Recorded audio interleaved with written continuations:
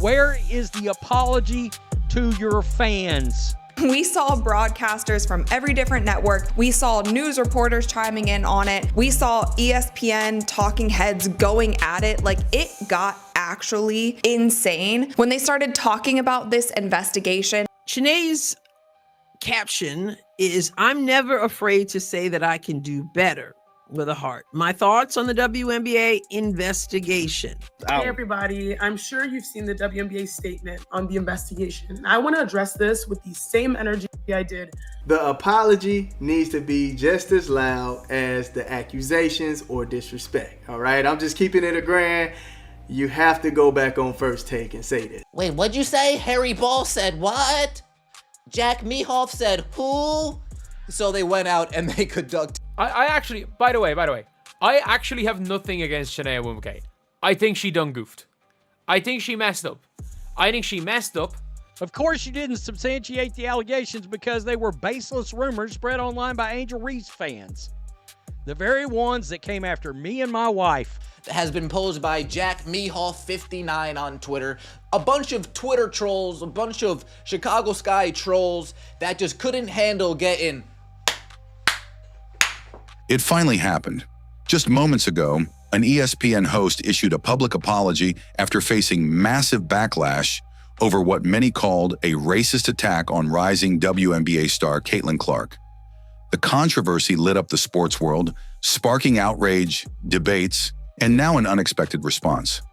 Hey everybody, I'm sure you've seen the WNBA statement on the investigation. I want to address this with the same energy I did the first time, because if you really know me, I always try my absolute best to uplift the WNBA, to celebrate the amazing players, the coaches, and of course the fans. That is something that is at the core of everything that I do. But if you know me, you know I'm not afraid to say I can do better. After days of heated debates, viral outrage, and nonstop backlash, ESPN host Chennai Awoom has finally spoken, and it's the moment Indiana Fever fans have been waiting for. The sports world is still reeling. What began as heated tension on the court between Caitlin Clark and Angel Reese has now exploded into a national conversation about race, sportsmanship, and the role of media in shaping public narratives.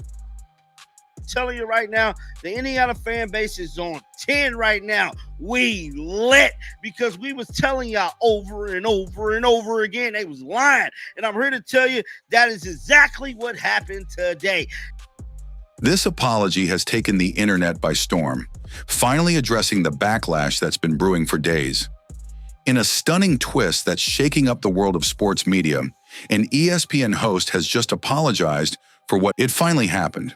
Just moments ago, an ESPN host issued a public apology after facing massive backlash over what many called a racist attack on rising WNBA star Caitlin Clark. I have no doubt about that, in fairness. I have absolutely no doubt about that. The problem is, again, I have to say this, like, we've seen it from that Mantis video, like, there are, just like in Indiana, whether you go to New York, whether you go to Chicago, whether you go to LA, whether you go to San Fran, whether you go to literally any NBA arena, any sports arena, anywhere in the world, the unfortunate truth is there are going to be an extremely, extremely small percentage of bad fans. This apology has taken the internet by storm, finally addressing the backlash that's been brewing for days. In a stunning twist that's shaking up the world of sports media, an ESPN host has just apologized for what many are calling a racist attack on rising WNBA star. The WNBA has the most passionate fans. That's hysterical. But Chennai, I appreciate your apology. Psych. Where was the apology? I'm sorry that I reacted so emotionally. Okay. But what about running with the story? I'm sorry that what I said impacted so many Fever fans. Yeah, but what about what you said, saying that players and coaches heard these things, then you go on your show and you reiterate these things and saying that, oh yeah, these things were said. This all began when the Indiana Fever were accused of racism during a game against the Chicago Sky, an explosive allegation that quickly made headlines. The WNBA launched an investigation after claims surfaced that Angel Reese was subjected to racially charged remarks in a hostile environment during that matchup in Indiana. The Indiana Fever had been accused of racism toward Angel Reese when Chicago came to Indiana. And so the WNBA opened up an investigation into so-called racist sounds and words, and whoever else knows what was in the mix by the time the story was done being told. The internet exploded. Accusations were flying and fingers were pointed especially toward the Indiana fan base. People were quick to assume the worst, labeling fans as hostile and out of control. But the Fever fans didn't stay silent. Angel Reese claimed that during a break in the game, she was subjected to racist taunts and comments from the crowd. Her words sent shockwaves through the WNBA community and beyond. Now, many people is pointing fingers at Angel Reese for allegedly being the one to spark this whole investigation. And I'm here to tell you guys that probably is true. Supposedly, word on the street is that this happened when Angel Reese was shooting her free throws.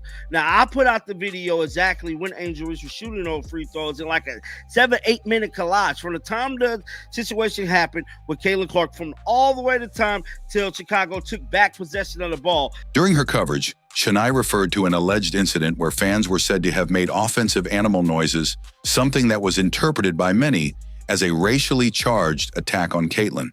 Her tone and wording implied certainty, as if she was presenting confirmed facts. It started from Twitter. Somebody pretended to be at the game, claimed they heard a certain animal noise, and it was a dolphin noise. There was an animal noise, but it was a dolphin noise. And yeah, it is what it is. So Chennai Awoom responded. It all began during the highly anticipated game between the Chicago Sky and the Indiana Fever on May 17, 2025. Tensions were already high, but what followed would ignite a firestorm far beyond the court. She made it clear that, despite her efforts to uplift the WNBA and its players, her words may have unintentionally hurt the very community she aimed to support, especially the passionate fan base of the Indiana Fever. And for that, she said, she is truly sorry.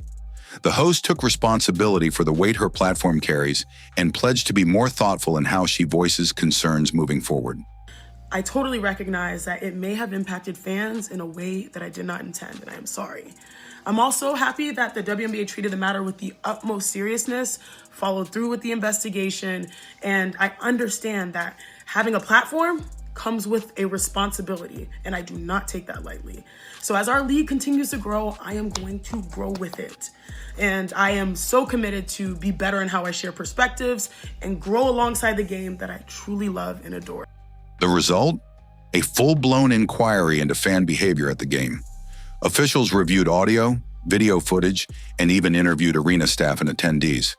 Yet despite all this, nothing was substantiated because nothing actually happened. The situation escalated as media personalities, including those from ESPN, echoed the accusations without waiting for verified facts. The noise grew louder, the headlines sharper, and the division deeper. The WNBA today issued the following statement regarding Chicago Sky at Indiana Fever game on May 17, 2025. We investigated the report of racist fan behavior in the vicinity of the court during the May 17th, 2025 Chicago Sky at Indiana Fever game.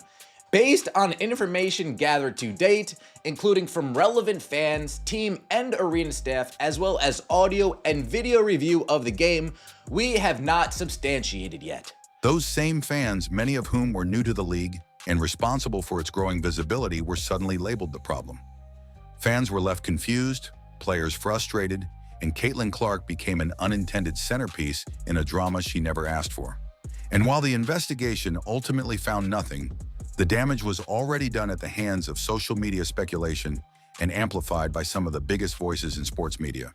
We saw broadcasters from every different network. We saw news reporters chiming in on it. We saw ESPN talking heads going at it. Like, it got actually insane. When they started talking about this investigation, there were so many assumptions being made, people misspoke, and it really just put a damper on the WNBA in general. And like I've told you guys in previous videos, this is such a crucial year for the WNBA. Just like that, the league closed the case. But the timing? Let's just say it raised a lot of eyebrows. The announcement came a day after news broke that Caitlin Clark would be out for at least 2 weeks due to injury, right as many Fever fans were saying they'd be stepping away until she returned. Well, yesterday, the WNBA put out a statement saying it's all unsubstantiated. I did a video last night because I found it interesting that the league made its announcement, in essence, canceling the investigation the day after it was announced that Caitlin Clark was injured and would be out for at least 2 weeks. And of course, fans saying, not that I am, but some fans said they were going to take a little break for 2 weeks. And we know Indiana Fever fans bring viewers, go to the stadium, buy merch. And so right after that, the league says, oh yeah, we didn't find anything in this investigation. He took to the airwaves and social media, addressing the issue head on. She spoke passionately about player safety, the language fans were allegedly using, and how certain environments could become toxic. According to the official statement from the WNBA, there was no substantiated evidence of any racist behavior during the game. No audio clips, no confirmed eyewitness accounts, nothing that could prove the accusations were true. The investigation concluded without confirming Reese's claims, and with that, the league announced the case closed. I don't want to live in a WNBA where I believe all fans are bad, or most fans are bad, or certain fans of certain teams are bad. I can't live in a WNBA like that. But still, you have to understand that there's some language from maybe a few bad actors that were caught up in microphones or by the ears of players that were out of bounds, which caused the WNBA to make an investigation.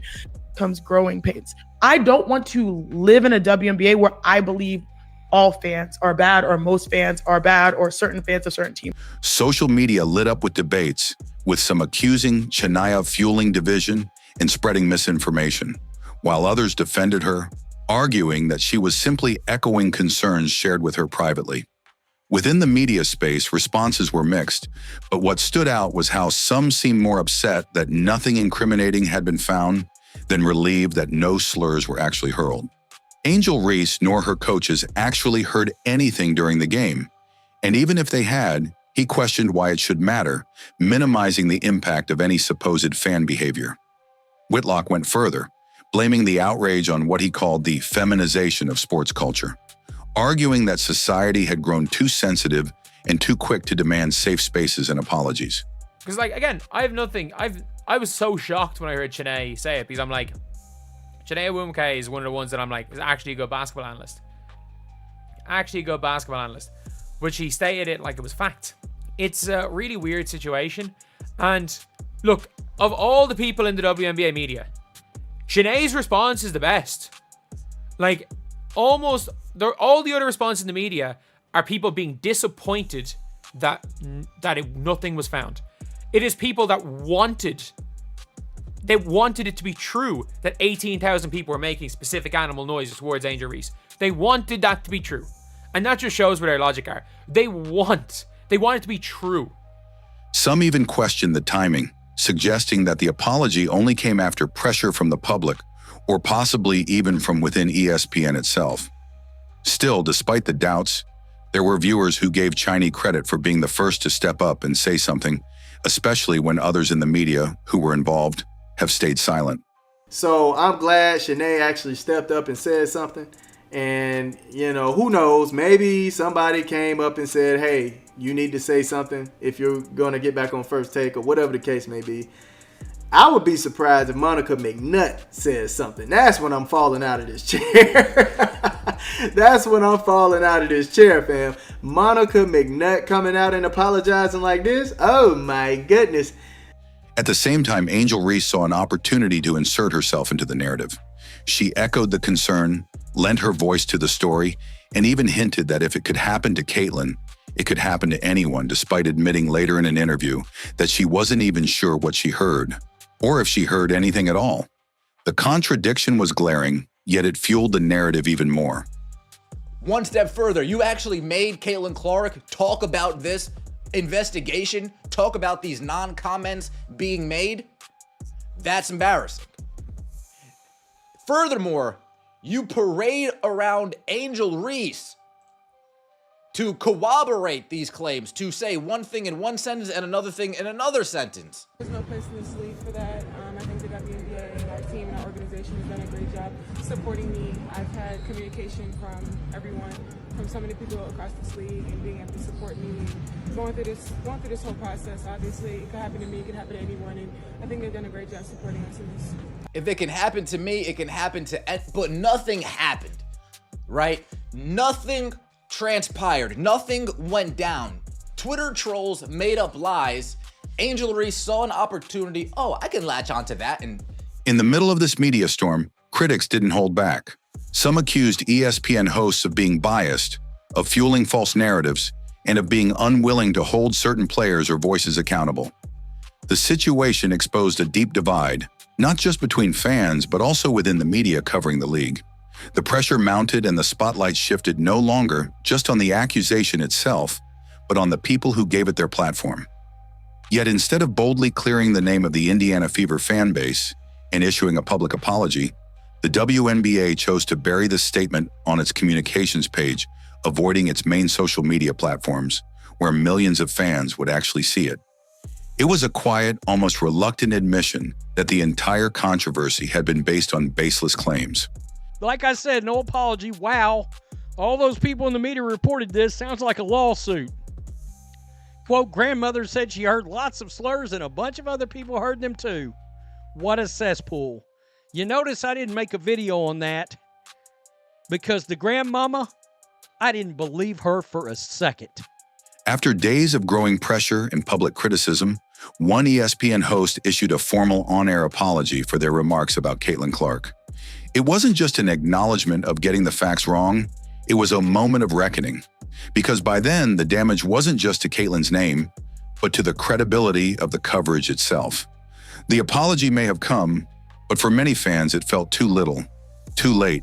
The trust had already been shaken. There were so many assumptions being made, people misspoke, and it really just put a damper on the WNBA in general. And like I've told you guys in previous videos, this is such a crucial year for the WNBA. They can't afford to have this cloud of messiness over the league. It's such an important year. It's the year before the CBA. This is the year to show fans and to show the world that you belong, that you're a serious sports organization, that these women. To her credit, Chennai Awoom did respond. In a video posted to social media, she acknowledged the backlash and offered what many are calling an apology. She started by saying she always tries to uplift the WNBA and its players, but admitted that her comments were made in the... Chennai's caption is, "I'm never afraid to say that I can do better," with a heart. My thoughts on the WNBA investigation.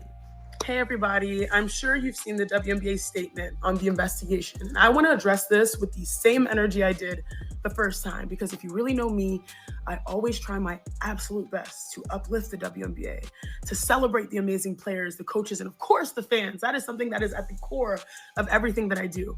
But if you know me, you know I'm not afraid to say I can do better. I am sorry that my message was in the heat of the moment, because when I initially spoke on the topic. And then, just when the pressure couldn't get any heavier, Chennai Awoom responded. She released a video statement that quickly went viral, racking up over 130,000 views in under an hour. In the video, she addressed the controversy with a noticeably different tone. This time, there was no defensiveness, just a calm, reflective message. She admitted that her original comments came from a place of care, based on conversations with people close to the situation.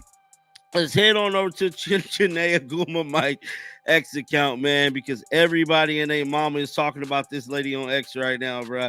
It's just crazy, man. These reporters just of the W just never, I don't know. You can tell they never had this much attention on them, bro. Not at all, because they just don't know how to handle themselves. She said, "I'm never afraid to say that I can do better. My thoughts on the WNBA investigation." So she pretty much, this thing got 130,000 views in the last. Across social media, reactions range from acceptance to outrage. Some believed the apology was necessary and overdue. Others saw it as a hollow gesture, a corporate move to escape criticism without addressing the real issues at hand. Meanwhile, questions about accountability echoed louder. Should there be consequences for spreading unverified claims? What about the reputations of those who were wrongly accused? The ripple effect reached far beyond the court. Ticket sales dropped sharply following Caitlin Clark's absence. Games that were once sold out began to show empty seats. The so-called Caitlin Clark effect was undeniable. And as the league faces criticism from all sides, some accusing it of overreacting, others of not doing enough, it's clear this incident has left a mark that won't be forgotten anytime soon. It would have been nice if, once this investigation came, the Indiana Fever maybe had the fans back a little bit better. That's all I'm saying. Just had it back a little bit better. But the Chicago Sky responded, "We appreciate the quick action by the league and the Indiana Fever to take this matter seriously and to investigate." Folks, these guys are responding to Twitter trolls. This is so embarrassing and pathetic and sad. This is so sad. These are Twitter trolls. Dude, Adam Fox, Mel, these are Twitter trolls. These are trolls on Twitter that you guys took serious to conduct an investigation, chastising a fan base, singling out a fan base, calling the fan base the worst names possible over Twitter trolls. He emphasized that her intentions came from a place of care for the WNBA, its players, and the community, but acknowledged that she could have done better. Chennai apologized for any unintended harm her words may have caused, especially to the fans who felt unfairly labeled. She took ownership of the responsibility that comes with having a platform, pledging to grow alongside the league and be more mindful moving forward. She explained that her initial reaction came from a place of care, influenced by direct conversations with individuals close to the situation who had shared their personal concerns and experiences. While she stopped short of issuing a full apology, she admitted that her message was delivered in the heat of the moment and may have impacted fans in unintended ways. Now, in the process, however, I totally recognize that it may have impacted fans in a way that I did not intend, and I am sorry. Yes. I understand that having a platform comes with a responsibility, and I do not take that lightly. And I am so committed to be better in how I share perspectives and grow alongside the game that I truly love and adore. Chinese apology may have been just a few minutes long, but its ripple effect could go far beyond this single moment. In a league that's still growing and fighting for respect, especially in the media, moments like this matter. The controversy surrounding Caitlin Clark and the Indiana Fever exposed deeper issues not just about how players are covered, but about how narratives are shaped and who gets to control them. For many fans, this wasn't just about one comment or one host, it was about a pattern of criticism, misrepresentation, and in some eyes, a lack of fairness toward one of the WNBA's rising stars. The fact that Chennai was willing to admit fault publicly sets a precedent that other media figures might now feel pressured to follow. The question is, will they? The main thing I can ask for from the majority of the people who been saying nasty things about the Indiana Fever fan base, Caitlin Clark, it's good that somebody stepped forward, right? Because if the nonsense would have kept going, I don't think anybody would have kept watching. I think the WNBA would have fell flat, man. I seriously think that people would have stopped watching the Indiana Fever. People would have stopped watching the WNBA. It would have went back to its average of 300,000 people watching a game. That's how I feel, man. There was no real ownership of the misinformation, no clear acknowledgement that the accusations were baseless, no direct apology to the fans she helped paint in a negative light. Instead, it was a soft, polished statement aimed at damage control rather than truth. Chennai claimed her intentions were rooted in care for the players in the league, but she admitted that having a platform also means having a responsibility. Her message was polished, calm, and carefully worded, a far cry from the fiery reaction that started it all. But people eat this up. People ate this apology up. That's why the WNBA treats y'all like some fools. Because they say whatever the hell they want to say right into your face. They lie to you right at your face, and then they can double back with some meaningless BS empty apology that's not even an apology for what she said. It's an apology for how she reacted. That's like me coming here spewing a whole bunch of lies and saying, guys, I'm sorry I came here and I lied to you with such emotion. She promised to grow with the league, to be more thoughtful in how she shares perspectives moving forward, and even expressed her love for the Indiana fan base, calling them some of the most passionate in the sport. The league's credibility took a massive hit.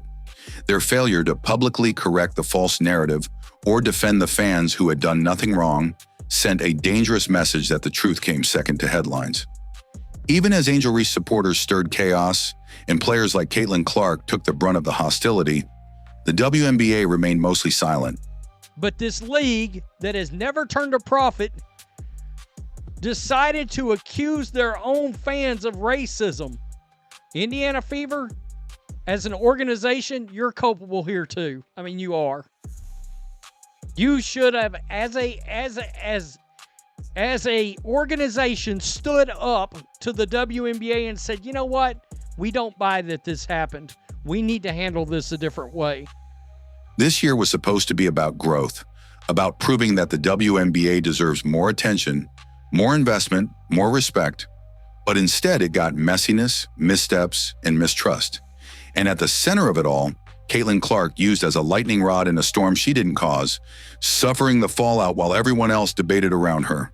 They can't afford to have this cloud of messiness over the league. It's such an important year. It's the year before the CBA. This is the year to show fans and to show the world that you belong, that you're a serious sports organization, that these women deserve to get paid more, that you can put out a good product. And what did they do weekend one? They started an investigation off of something that they saw on social media. So was this a true apology or just a way to quiet the noise? Chennai Awoom spoke up, but her message left more questions than answers. The fans spoke, the league listened, and now the truth is out. It was about truth, accountability, and the power of perception in today's sports culture. The apology may have been made, but the questions still linger. Whether Chennai Awoom's apology is enough is up to the fans. But one thing's clear, words matter, especially when they come from a national platform. The Indiana Fever had been accused of racism toward Angel Reese when Chicago came to Indiana. I'll take it. Anybody, you know what I'm saying, that could come out and make a video and kind of say, hey, you know what, even I could do better. I made a mistake. I'll take it. Thank you, Chennai. You changed this league and the W in so many ways. Thanks for taking the time to make this. Actually trying to take some responsibility, because other people in the media are literally doubling down and saying, it happened. It happened. As the dust settles, one thing is clear, narratives can take off fast, but accountability always catches up. ESPN host, and one that could shift the conversation around Caitlin Clark and the Indiana Fever. But is this apology enough? Or is it just the beginning of what still needs to be said and done?